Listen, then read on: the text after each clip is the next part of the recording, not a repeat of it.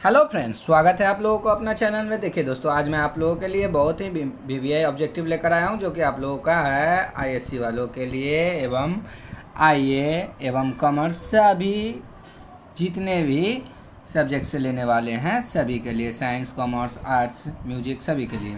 ठीक है, तो यहाँ पर आप लोगों के लिए हिंदी का चैप्टर 2 लेकर आया हूँ, जिसका नाम है उसने कहा था। तो दोस्तों, इस चैनल पे पूर्ण रूप से आप लोगों का 12th का तैयारी कराया जाएगा जी। अगर आप लोगों ने सब्सक्राइब नहीं किया तो सब्सक्राइब करके बेल आइकन को ज़रूर से ज़रूर प्रेस करें। ठीक है प्यारे भाइयों, तो चलिए हम लोग अपना सेशन चालू करते हैं। देखिए दोस्तों, तो आप लोगों का जो भी क्वेश्चन है यहाँ पर मोस्ट इंपॉर्टेंट क्वेश्चन दिया गया है, आप लोग देख सकते हैं। यहाँ पर देखिए, हिंदी कहानी के विकास में मील के पत्थर कौन सी कहानी मानी जाती है? मील के पत्थर कौन सी कहानी मानी जाती है? तो उसने कहा था मानी जाती है। कौन मानी जाती है? उसने कहा था। तो चलिए दोस्तों, उसके बाद हमारा दूसरा क्वेश्चन हो जाएगा, तेरी कुरमाई हो गई का किस कहानी से संबंध है? तेरी कुरमाई हो गई का किस कहानी से संबंध है? तो उसने कहा था से। ठीक है, उसने कहा था से संबंध है। ठीक है, चलिए उसके बाद देखिए अगला क्वेश्चन क्या कह रहा है। तो कह रहा है कि बिना फेरे घोड़ा बिगड़ता है और बिना लड़े सिपाही, यह पंक्ति किस कहानी में है? यह पंक्ति किस कहानी में है? तो उसने कहा था में है। ठीक है, याद रखना है कि बिना फेरे घोड़ा बिगड़ता है और बिना लड़े सिपाही। ठीक है, ये सब जो है आप लोगों को उसने कहा था कहानी में दिया गया है। ठीक है, उसके बाद देखिए, बुद्धू का कांटा रचना है, बुद्धू का कांटा रचना है तो चंद्रधर शर्मा गुलेरी की है। ठीक है, चंद्रधर शर्मा गुलेरी जी का है। चलिए देखिए उसके बाद अगला क्वेश्चन है आप लोगों को क्या कह रहा है कि चंद्रधर शर्मा गुलेरी किस सदी के प्रमुख लेखक थे? चंद्रधर शर्मा गुलेरी किस सदी के प्रमुख लेखक थे? तब 20वीं सदी के। ठीक है, 20वीं सदी के प्रमुख लेखक थे। कौन? तो चंद्रधर शर्मा गुलेरी जी थे। चलिए देखिए उसके बाद देखिए, गुलेरी जी ने कुल कितनी कहानियां लिखी? गुलेरी जी ने कुल कितनी कहानियां लिखी? तो 3 कहानियां लिखी। कितनी? तो 3। Option C is the correct answer हो जाएगा। ठीक है, गुलेरी जी ने कितनी कहानियां लिखी? तो 3 कहानियां लिखी। उसके बाद अगला क्वेश्चन क्या कर रहा है? 7 नंबर। उसने कहा था कहानी का नायक है। उसने कहा था कहानी का नायक है तो लहना सिंह थे। कौन है? लहना सिंह। ठीक है, चलिए उसके बाद अगला क्वेश्चन हमारा 8 नंबर आ गया है। क्या कह रहा है कि निम्न में से कौन सी रचना गुलेरी जी का नहीं है? निम्न में से कौन सी रचना गुलेरी जी का नहीं है? तो देखिए, सुखमय जीवन गुलेरी जी का रचना है। बुद्धू का कांटा गुलेरी जी का रचना है। उसने कहा था गुलेरी जी का रचना है। लेकिन हारे को हरिनाम गुलेरी जी की रचना नहीं है। ठीक है, हारे को हरिनाम गुलेरी जी की रचना नहीं है, इसलिए हमारा ऑप्शन डी हो जाएगा सटीक। ठीक है, चलिए देखिए उसके बाद देख लीजिए आप लोगों को सभी क्वेश्चन जो है मोस्ट इंपोर्टेंट क्वेश्चन है। उसने कहा था कहानी है। उसने कहा था कहानी है तो युद्ध की कहानी है, दिव्य प्रेम की कहानी है, प्रेम पर बलिदान होने की कहानी है, और इनमें से सभी। ऑप्शन डी हो जाएगा। ठीक है, आप लोगों का क्या हो जाएगा? सटीक आंसर ऑप्शन डी हो जाएगा। चलिए देखिए उसके बाद है 10 नंबर। उसने कहा था कहानी में किस शहर का चित्रण है? उसने कहा था कहानी में किस शहर का चित्रण है? तो याद रखना है अमृतसर का। ठीक है, किसका चित्रण है? अमृतसर का है। उसके बाद अगला क्वेश्चन है कि लहना सिंह के गांव का क्या नाम है? लहना सिंह के गांव का क्या नाम है? तो मांझे। लहना सिंह के गांव का क्या नाम था? तो मांझे। चलिए देखिए उसके बाद है, लहना सिंह किस पद पर था? लहना सिंह जमादार पद पर थे। ठीक है, जमादार पद पर थे। ठीक है, लहना सिंह किस पद पर थे? तो जमादार पद पर थे। उसके बाद अगला क्वेश्चन हो जाएगा हमारा दोस्तों 13 नंबर। क्या कह रहा है? तो कह रहा है हम लोगों से 13 नंबर क्वेश्चन कि लहना सिंह की मृत्यु किसकी गोद में हुई? तब वजीरा सिंह के गोद में हुई थी। ठीक है, लहना सिंह की मृत्यु किसकी गोद में हुई थी? तो वजीरा सिंह के गोद में हुई थी। ठीक है, चलिए देखिए उसके बाद है कि पलटन का विदूषक कौन था? पलटन का विदूषक कौन था? तो याद रखना है हमारा वजीरा सिंह। मेरे प्यारे भाइयों, ये आप लोगों को क्वेश्चन याद रखना है हमेशा के बाद ही, हर साल आप लोग इस हमारा अगला क्वेश्चन है 15 नंबर। क्या कर रहा है? सूबेदार हजरा सिंह के लड़के का नाम क्या था? ठीक है, सूबेदार हजरा सिंह था, उसका नाम था बोधा सिंह। क्या था? बोधा सिंह किनका लड़का था? तो सूबेदार हजरा सिंह का। ठीक है, उसके बाद देखिए हजारा सिंह का। उसके बाद है भारतीय सिपाहियों का किसके साथ संघर्ष हुआ था? भारतीय सिपाहियों का किसके साथ संघर्ष हुआ था? तो जर्मनी के साथ हुआ था। ठीक है, किसके साथ हुआ था? जर्मनी के साथ हुआ था। चलिए देखिए उसके बाद नेक्स्ट क्वेश्चन है हम लोगों का। नेक्स्ट क्वेश्चन क्या है देखिएगा आप लोग ध्यान से कि जर्मनी पलटन को किसने मार गिराया? जर्मन लप्टन को किसने मार गिराया? तो लहना सिंह ने। ठीक है, जर्मन लप्टन को लहना सिंह ने मार गिराया। उसके बाद देखिए सिख राइफल के जमादार लहना सिंह का नंबर क्या था? राइफल के जमादार लहना सिंह का नंबर क्या था? तो 77। कितना था? 77 नंबर था। ठीक है, चलिए देखिए उसके बाद अगला क्वेश्चन है कि सरकार ने सूबेदार को जमीन कहाँ दी है? सरकार ने सूबेदार जी को जमीन कहाँ दी है? तो लायलपुर में। ठीक है, कहाँ?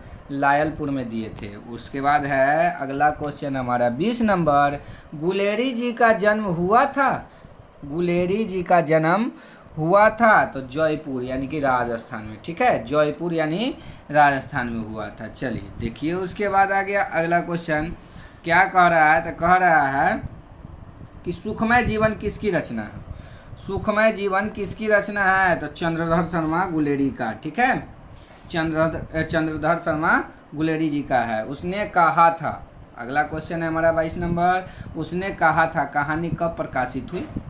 उसने कहा था कहानी कब प्रकाशित हुई? तो 1915 में। ठीक है, 1915 में हुआ था। उसके बाद अगला क्वेश्चन कि कछुआ धर्म किसकी कृति है?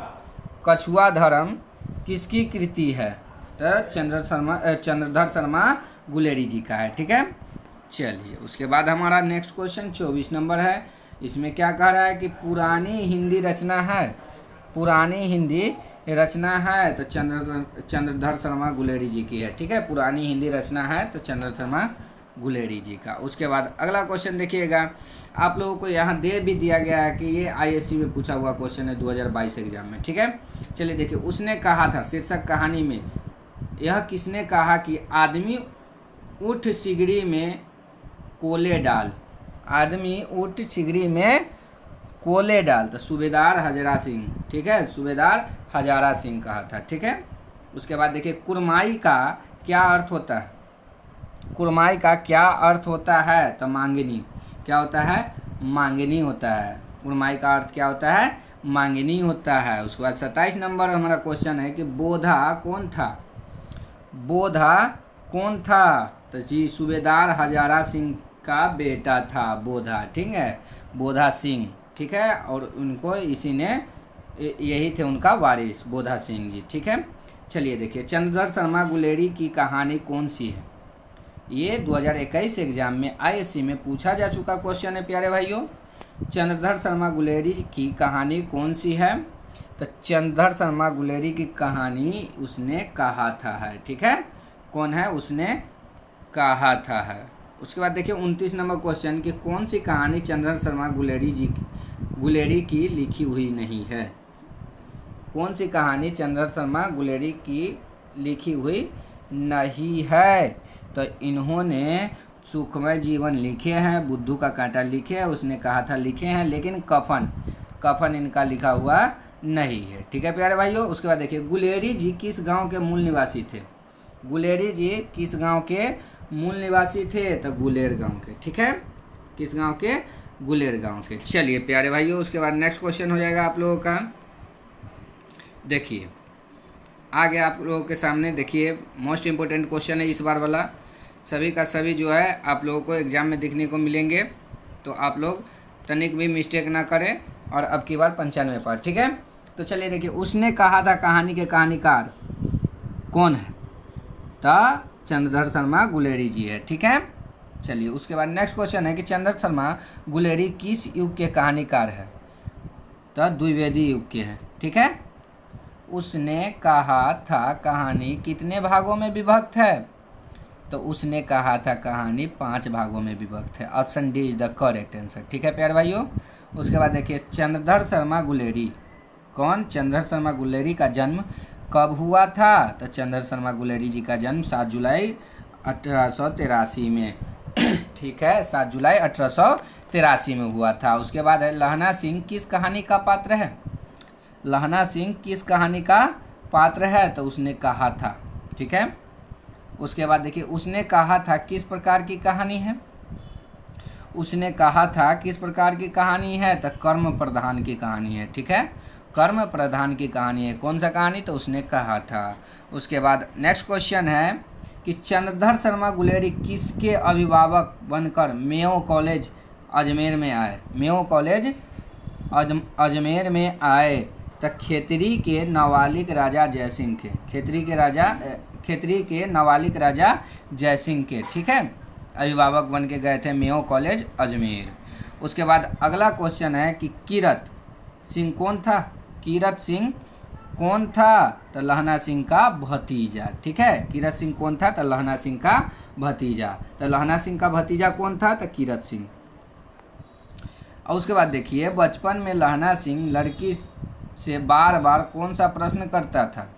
बचपन में लहना सिंह लड़की से बार बार कौन सा प्रश्न करते थे? तो तेरी कुरमाई हो गई, तेरी कुरमाई हो गई, तेरी कुरमाई हो गई। उसके बाद देखिएगा लपटन साहब सूबेदार को कितने आदमी खंदक में छोड़कर जाने को कहता है?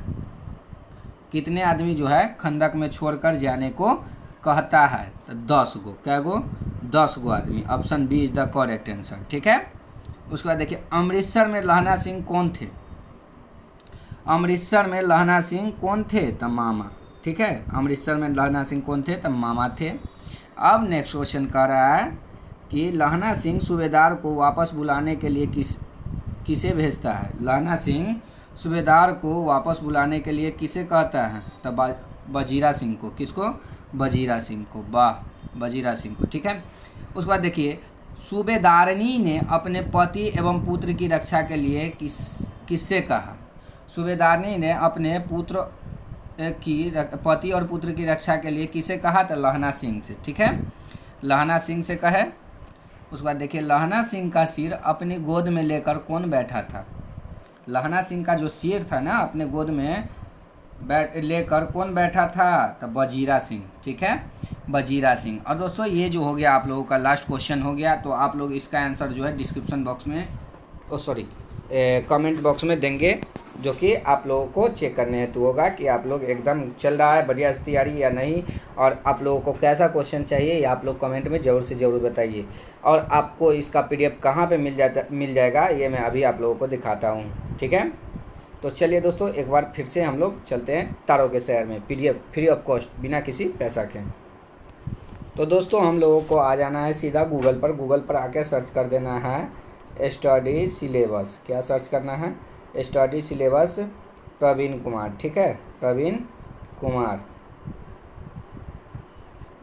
और इसको सर्च कर देना है। सर्च करने के बाद ऐसा इंटरफेस आएगा आप लोगों को, इसको जो है ओपन कर लीजिएगा। क्या करना है? इसको ओपन कर लेना है। ओपन करने के बाद देखिए ये जो खुल जाएगा। खुलने के बाद आप लोगों को बहुत ही आसानी से देखिए,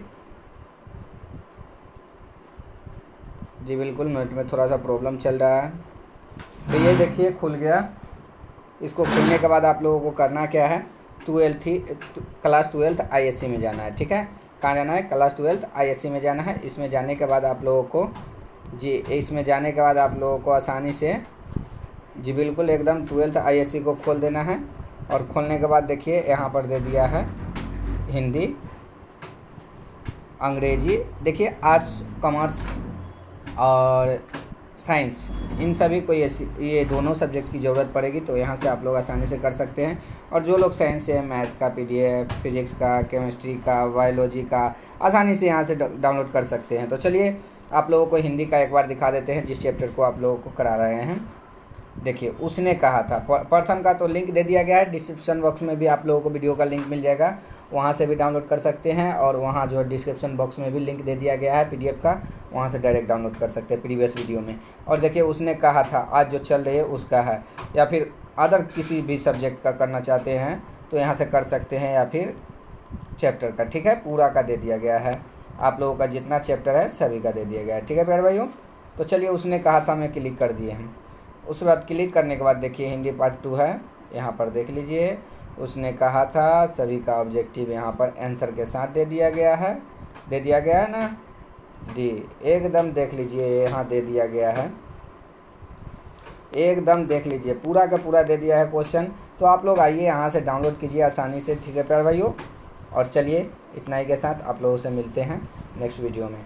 इतना ही के साथ जय हिंद जय भारत।